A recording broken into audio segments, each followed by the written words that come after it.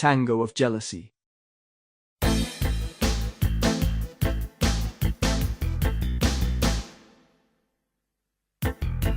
I'm tidying up the tools in the greenhouse at the end of a fairly productive day's work. Several customers have purchased or reserved our plants. Earnings are more than decent. The nursery is growing. Overall, I can say I'm satisfied. Carlos, returning from his day as a bricklayer, is giving me a hand. He's become a third-level skilled worker, so his salary has increased considerably, but he doesn't give up spending his free time at the nursery, helping his sister and me, and spending time with us. He could just have dinner with us, but he likes to feel like an integral part of our project. He wants it to be clear that he's part of it too. Tonight, however, he is unusually taciturn. I have tried several times to make conversation, but he has always dropped all the topics I brought up, even though I tried to bring him onto common ground and attempted a few jokes, which fell on deaf ears. It doesn't seem like it, I tell him, but in winter there's a lot to do in the greenhouses. Roses, camellias, azaleas, rhododendrons, cypresses, and conifers need to be treated with Bordeaux mixture, otherwise they'll get sick when the first warm weather arrives. I know. I did it yesterday. I sound as if I'm reciting a gardening manual by heart. I should be ashamed of myself, but I can't think of any other way to start a conversation right now. So I continue in the same tone, pretending to carefully examine a pressure sprayer I bought yesterday. It's a bit expensive, but I think it will make our job easier. We also need to treat the fruit trees. Many diseases are incubating in the wood of the branches and trunk right now. We need to treat them every 4 weeks until spring. We will. And then there's the cochineal, which attacks oleanders, laurels, and lilacs, but also citrus trees. That damned beast causes irreparable damage. This year I want to try a natural remedy, white oil or neem oil. It stinks. And nothing. Carlos speaks in monosyllables today. I know, but that's exactly why it works. As I put away my equipment, I can't help but glance furtively at him, who's moving some pots. Working together in the greenhouse is usually a time of sharing, but today it definitely doesn't feel like it. I see him arranging his tools with an energy that seems more frenetic than focused, as if he's doing it to release some nervous tension. Shall we go for a beer at our usual pub? I ask him cheerfully. Usual in what sense? Sorry, what do you mean? It's been weeks, if not months, since we've been to the pub together. So I don't understand what you mean by usual.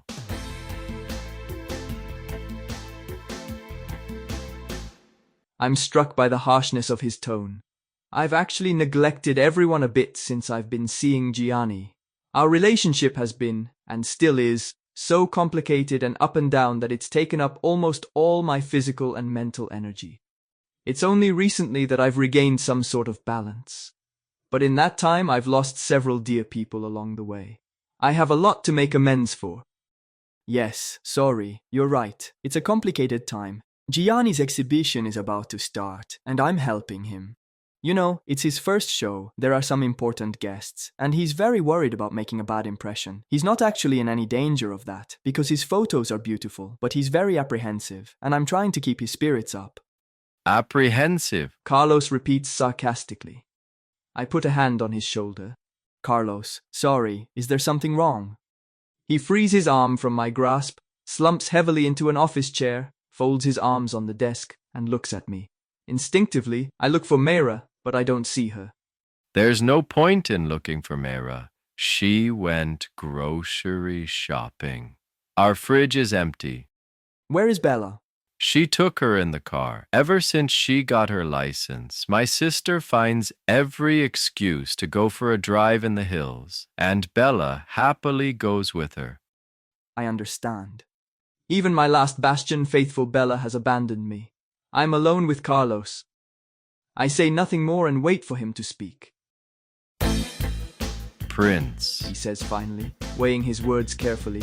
if I'm not mistaken, you told me a while ago you weren't gay. Do you remember?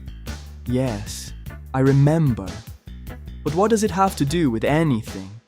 And since you weren't gay, you shut the door in my face.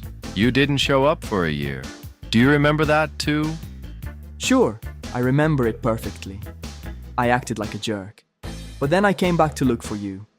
Yeah, but you see, Prince, the gist of the matter doesn't change. You sent me packing by telling me you weren't gay. Doesn't that apply to Gianni?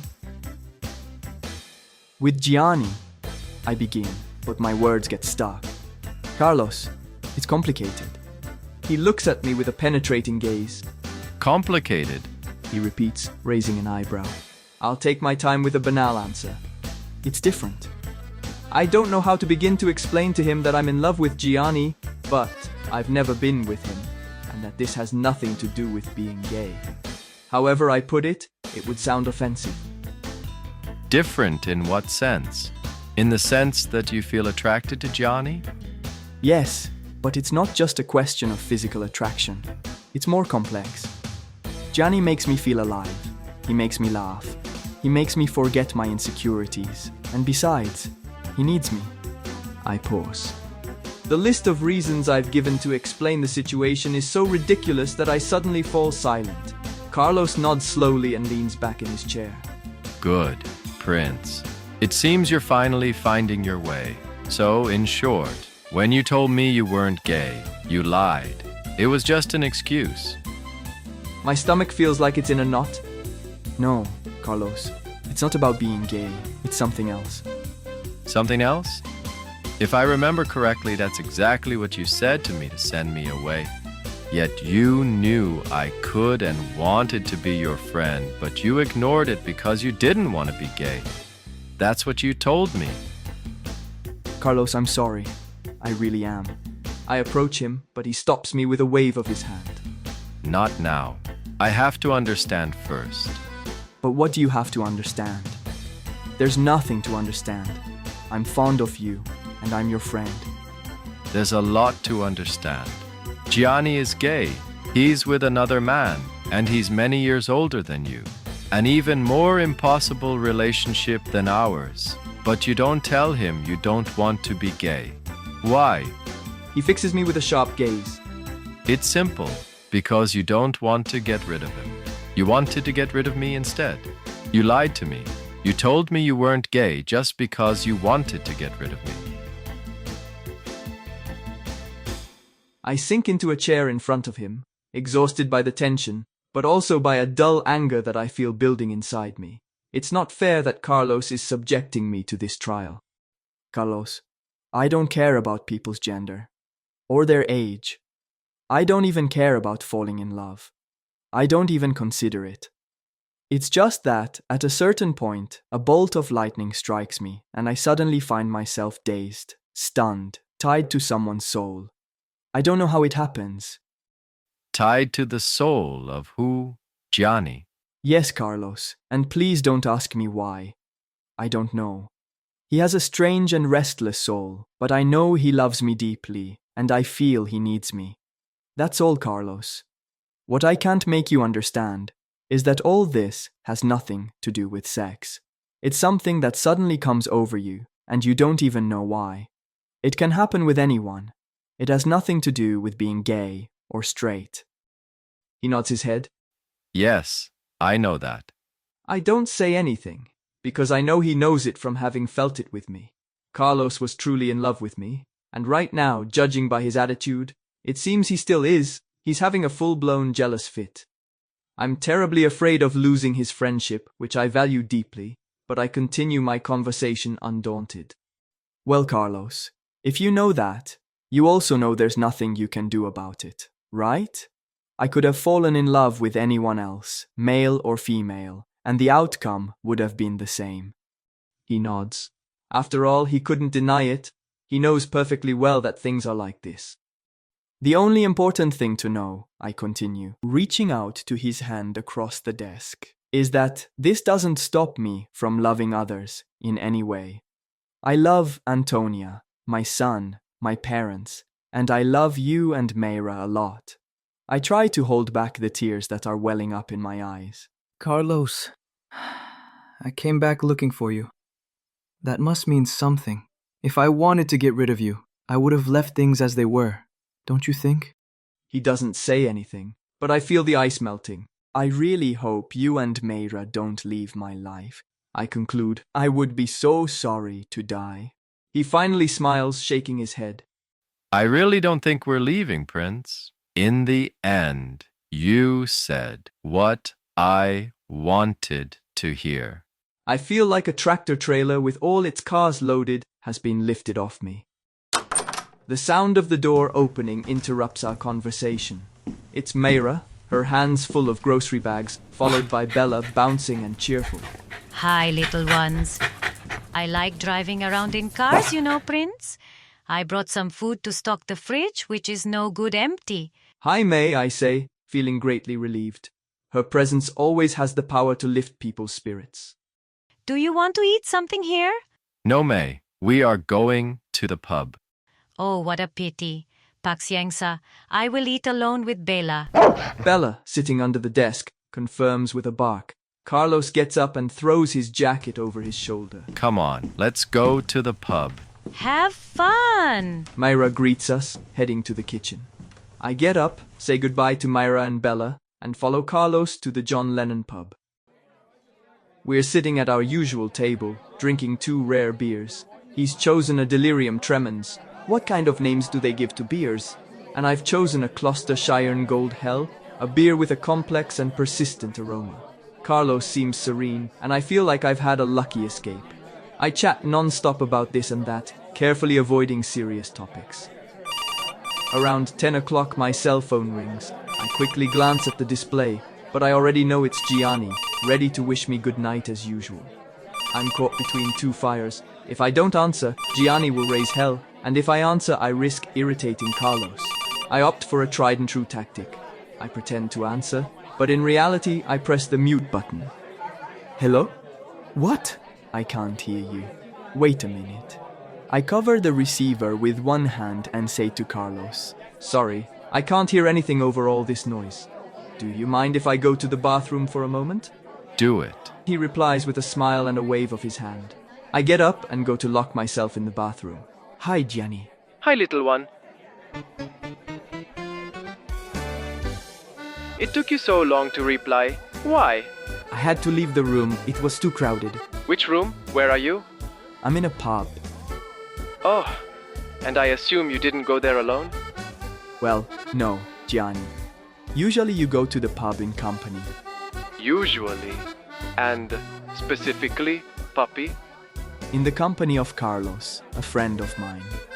But are you two alone? Yes, we're alone. I mean, there are a lot of people, but not with us. Baby, let me guess. Is this Carlos by any chance? The 2-meter-tall mixed race I saw in the photos on your cell phone? Gianni, what are you doing secretly rummaging through my cell phone? Well, yes, darling. I searched your phone. You know, it's common practice between lovers. But it's not common at all. I mean, I've never done it. It's obvious you've never really been in love. But don't change the subject. Is it him? Yes, it's him, but he's not mixed race. He's Cape Verdean. But little puppy! He's a beast, all muscles and with spectacular hair, not to mention his eyes, which seem cast in bronze. So what? And you don't mean to tell me you're indifferent to a space cool guy like that? I mean, I would have been totally freaked out at your age. And now too, if I weren't engaged. Oh, now too? Well done. I said, if I weren't engaged. But don't beat around the bush. We were talking about you. I'm not at all indifferent, since I'm his best friend.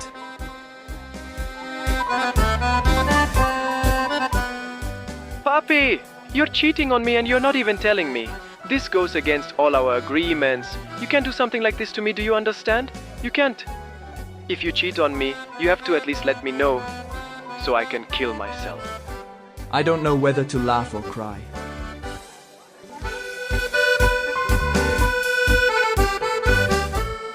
Gianni, I'm not cheating on you, I swear. I can't believe it. What are you doing at this hour at the pub alone with him?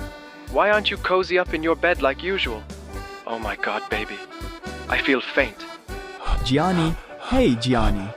I hasten to reassure him, feeling like he's having a heart attack. Don't worry, we're just friends. We see each other every day because he works at the nursery with me. We've known each other for years. There's nothing forbidden between us. My friend Mayra is his sister. Gianni is panting. Breathe, Gianni. Don't worry, I'm a faithful guy, I told you. I can't have more than one love at a time. And what love do you have now? It's you, you idiot.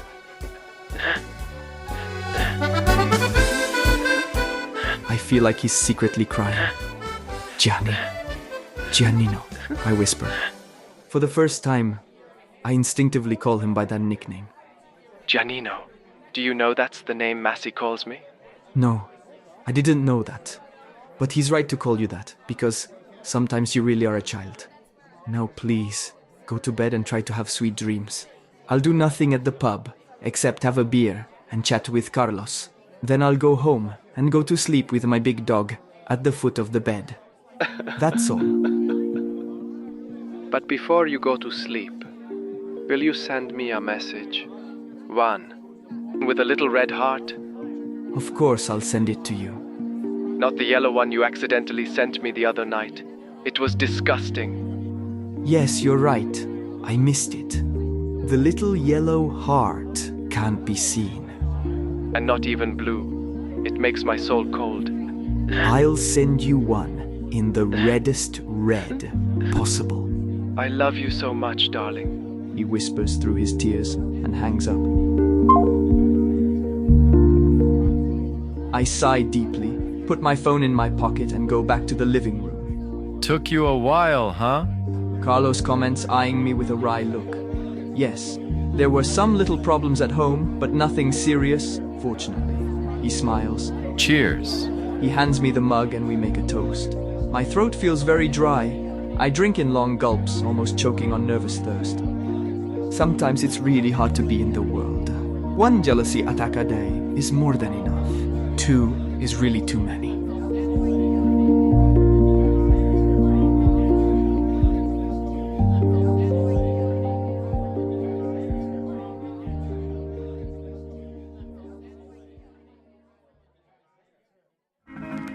No,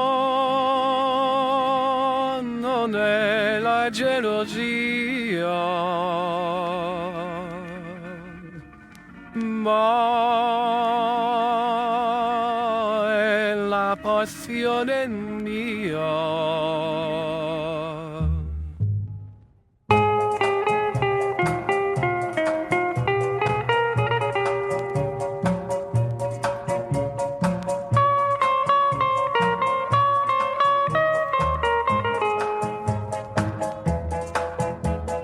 No,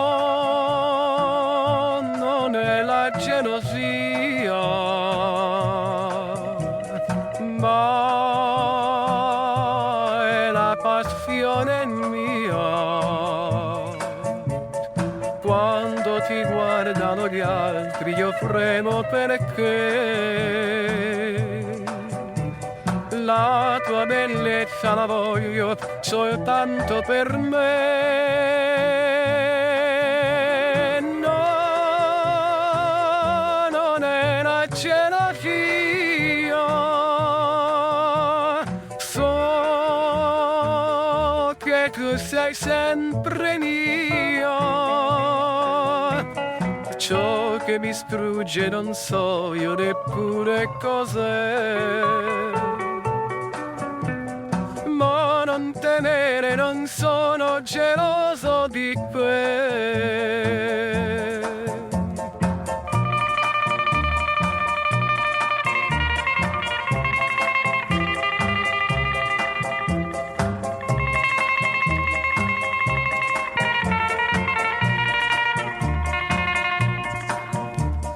Quando ti guardano gli altri io fremo perché la tua bellezza la voglio soltanto per me. No, non è la gelosia, so che tu sei sempre mia. Ciò che mi strugge, non so io neppure cos'è. Ma non temere, non sono geloso di te. Amore